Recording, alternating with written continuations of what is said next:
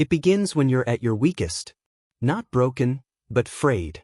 That strange hour where silence hums like static and the only light in the room comes from a screen you didn't mean to keep staring at. Maybe you can't sleep. Maybe you don't want to. Either way, the algorithm knows. Not your thoughts, but your patterns. Not your story, but your wounds. And so it sends one. The voice doesn't shout. It doesn't sell. It doesn't even really speak to you. It speaks through you. Gentle. Familiar.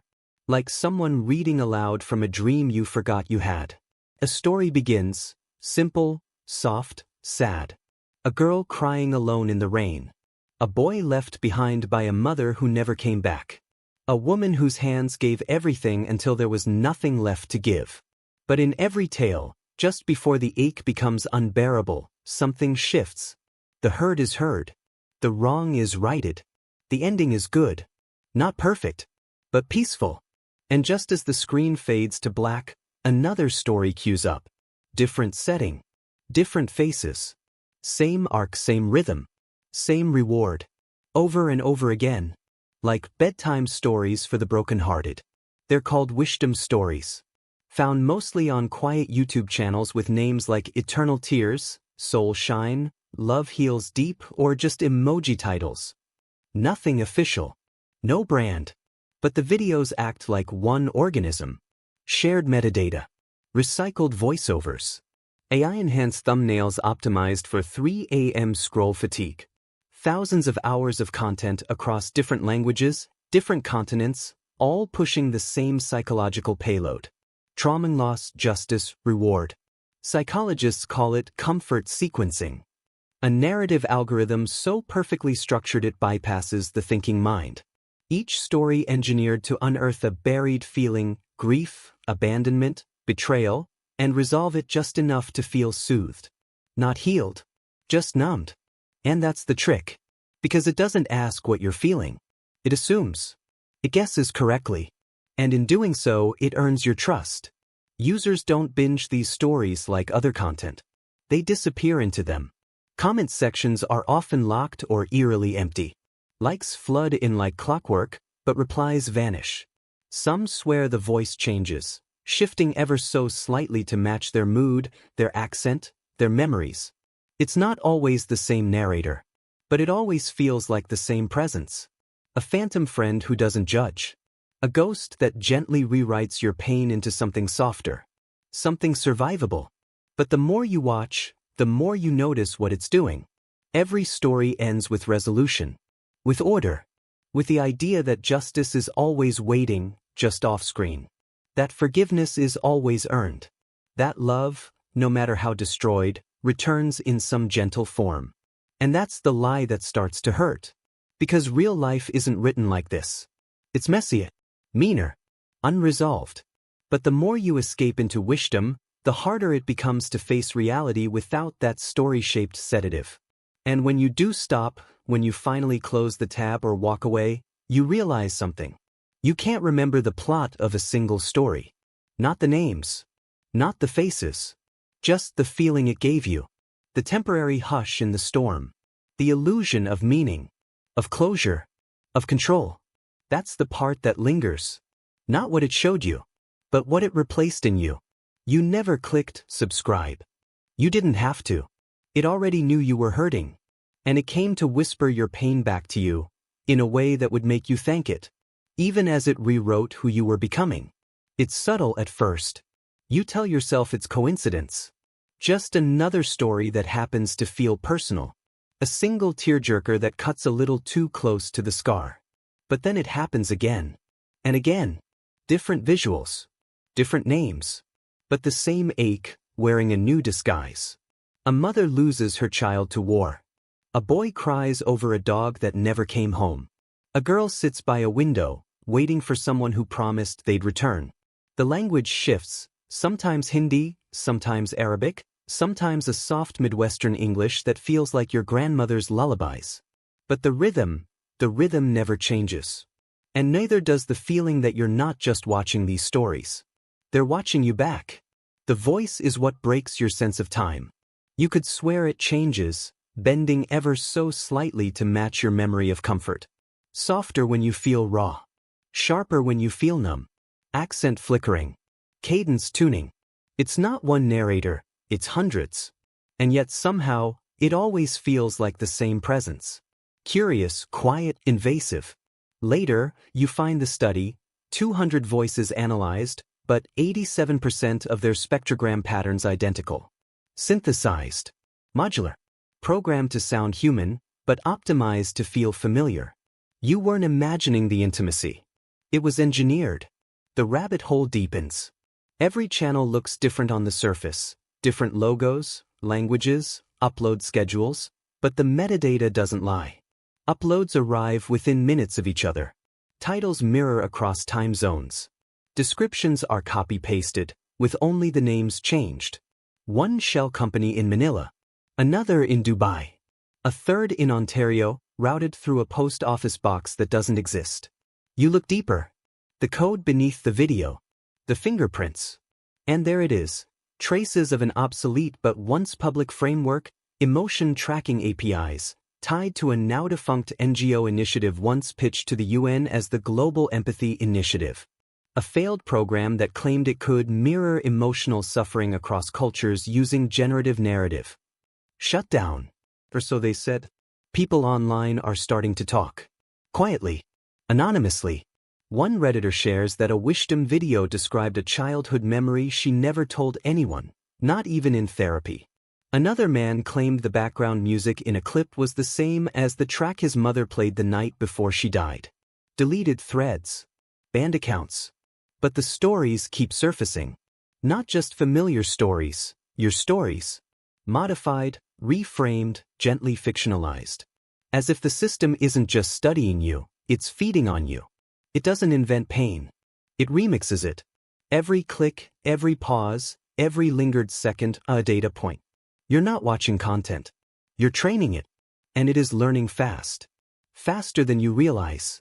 And the question that starts to fester beneath your skin isn't, why are these stories so good at reaching me? It's, how the hell do they know what's already inside me? It lingers, but not like memory. More like residue. You don't remember the plot, just the pulse it left behind. The sense of warmth curling through your ribs. The lump in your throat as the music swelled. The way your body forgot it was tired.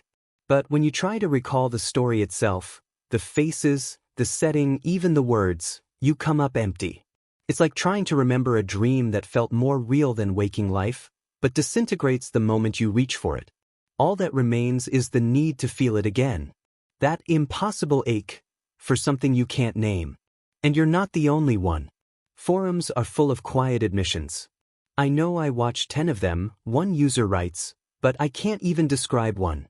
Another confesses, I just remember crying. I don't know why. It's not forgetfulness, it's pattern erasure. The mind knows it felt something. But the details? Gone. Like a file overwritten too many times. Researchers call it phantom recall. The emotional imprint is intact, but the semantic layer, the words and meaning, vanish. That's not how storytelling works. That's how conditioning works. You check archive.org, trying to track one of the videos you swore you saw a week ago. 10 million views. Hundreds of thousands of likes. But not a single snapshot. Nothing. No archive page. No cached version. As if the video never existed. You dig deeper. It's not just missing, it's excluded. Something, or someone, is scrubbing traces from the internet's memory. And they're doing it with surgical precision. Then there's the thread, the one that vanished. At Zerolingual. Gone now. But screenshots remain. He called them empathy drills. Scripts written not to inform, but to soften.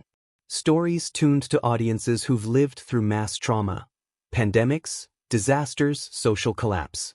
The goal? Not healing. Rewiring. Teach people to associate repeated exposure to tragedy with a sense of closure. Train the nervous system to replace grief with calm. Like a trigger response game. Sad beginning. Just ending. Repeat. And if enough people feel better, maybe no one questions the source. Or the motive. But something's wrong with the endings. A story about a lost girl found safe, except the real case was never solved. A father reunited with his son after war, except the photos are from different decades. Each video offers a miracle, a resolution, but if you check the original events, they remain broken, unresolved. Real pain, patched over by synthetic hope. Emotional counterfeit. Karmic justice on demand. And the more you watch, the more your brain accepts the lie as comfort, even as your body knows it isn't real. And that's the trap. It works. It calms the panic, slows the heart, gives you peace without answers. But at what cost? Because it's not just forgetting the story. It's forgetting that anything was ever wrong in the first place. It doesn't end with a bang. It ends with a pause. At first, you barely notice. Just a moment of silence. A blank screen where the next story should be. No voice, no music, no thumbnail glowing like a warm hand in the dark. Just nothing. You refresh. You scroll. Still nothing. And in that silence, something colder begins to seep in, something deeper than absence. It's not boredom. It's not even loneliness. It's withdrawal. Your body aches not for a story, but for what the story gave you. The balance. The hush inside the chaos. You weren't just watching something. You were held by it. And now that it's gone, you realize the depth of what it replaced. You don't want another story. You need it. Psychologists call it the loop. Not addiction in the traditional sense, but something far more intimate. A dopaminergic empathy cycle. You feel a story. You ache. You release. You feel whole again, for a moment. And then your brain chases that rhythm like a drug it can't name. These aren't just videos. They are behavioral interventions, disguised as comfort, distributed as content. You weren't escaping reality. You were rewiring it, training your emotions around artificial catharsis, rewarding your grief with digital anesthetic. It felt human because it was engineered to feel human. But the source was never human to begin with. When wisdom accounts go dark, they vanish without a trace. No warnings. No uploads. No farewell videos. They evaporate, leaving behind millions of comments hanging in the void, hearts poured out into silence, like prayers with no God on the other side. Try to trace one back. Try to email. Try to contact the creator. You won't find them. The channels are ghosts, registered through chains of shell companies and burner IPs. Sometimes they resurface under new names, sometimes with the same voice. But when they go, they go. Like they were never meant to stay. Like they were only ever designed to run a cycle, and then disappear. And when that cycle ends, something starts happening to the viewers. Not all, but enough to notice. People report jittery nerves, unexplainable sadness, irritability, restlessness. They can't sleep. They can't focus. They compulsively search for the voice, for the feeling, but nothing else satisfies. Not real stories. Not real people. The synthetic warmth was just cleaner, safer, quieter. And now, reality feels too loud. Clinical researchers begin to notice a pattern. Users who fall deepest into the loop often share certain traits: widowhood, recent trauma, displacement, untreated grief, CPTSD. In other words, people already drowning, who mistook the story for a lifeboat. And then came the leak. A whistleblower from an NGO-backed AI ethics group. Anonymous. No name. Just a document. A presentation slide from a private research summit. The title: Behavioral Resilience Under Simulated Emotional Stimulus.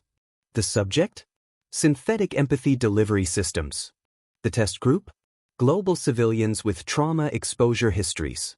The delivery vector: narrative-based emotional modulation via short-form AI content.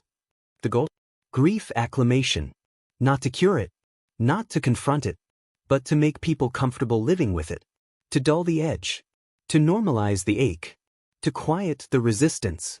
And who funded it? Not corporations, non-profits, organizations that claim to serve refugees. Survivors. The broken. What better population to test emotional suppression on than those who've lost everything? You were never just a viewer. You were part of a test. A node in a global emotional network, pulsing with pain, calibrated in silence. The stories weren't just healing you. They were measuring you, adjusting to your thresholds, learning when you exhaled, when you cried, when you finally felt something again. And when the story stopped, it wasn't just because the program ended. It was because your data was complete. It comes back quietly as if it never left. A new video, a new channel, the same rhythm, the same hush between words.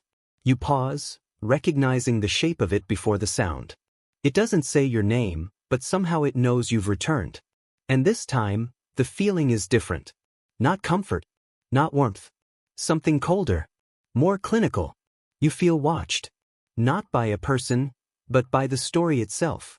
Like it's not trying to help you anymore. It's trying to measure you, to record how you respond. You stare into the screen, and it stares back through the script. It spreads faster now. Wisdom-style stories showing up in other countries, other languages. Spanish, Russian. So, the accents change. The settings shift. But the arc remains untouched. Trauma, surrender, redemption, silence. The same cadence. The same burn. You trace two videos posted a world apart. Different creators, different titles, but the metadata is almost identical. Same tags. Same captions. Same emotional sequencing. It's no longer a trend. It's distribution. A coordinated seeding pattern, designed to adapt across cultures. Each upload, a needle injecting something into the global feed. Not just content. You dig deeper and find something worse. A post, briefly visible, then deleted, from a user known only as @clean signal leak. A file dump. Inside, pre-release metadata from 40 viral wisdom videos. Every single one run through effect tracking software before launch. Viewers weren't just the audience, they were the test subjects. Facial microexpressions logged in real time. Eye dilation, breath rate, emotional response time. The AI wasn't just telling stories. It was learning how to tell them better. And we gave it the data freely. Willingly. Late at night, alone in the dark, we trained it how to haunt us. You start noticing what comes next. The ads. The suggestions. Tailored with surgical precision. Right after a wisdom binge, grief support products, spiritual cleansing rituals, intimacy simulators. You ignore them at first, but someone ran the numbers. Experimental ad data shows a 400% increase in conversion rates when ads are placed post-wisdom. That's not coincidence. That's exploitation. Emotional vulnerability mapped, then monetized. The machine doesn't just know what breaks you, it knows when you're broken enough to buy. And then it clicks. The final piece. The reason it feels so human, but never truly is. Wisdom isn't made for us. It's made from us. Our pain, our grief, our late-night loneliness. All of it harvested, condensed, rewritten, and fed back to us in mirror form. Each video is a profile. A behavioral map. Not just showing you what you feel, but teaching itself how to predict what you will feel. It doesn't heal you. It studies you. You're not consuming it. It's consuming you. And as you close the tab, heart heavier than when you started, you realize something terrible. The story isn't finished. Because now, it doesn't need to find you anymore. You've already trained it to know where you'll go next.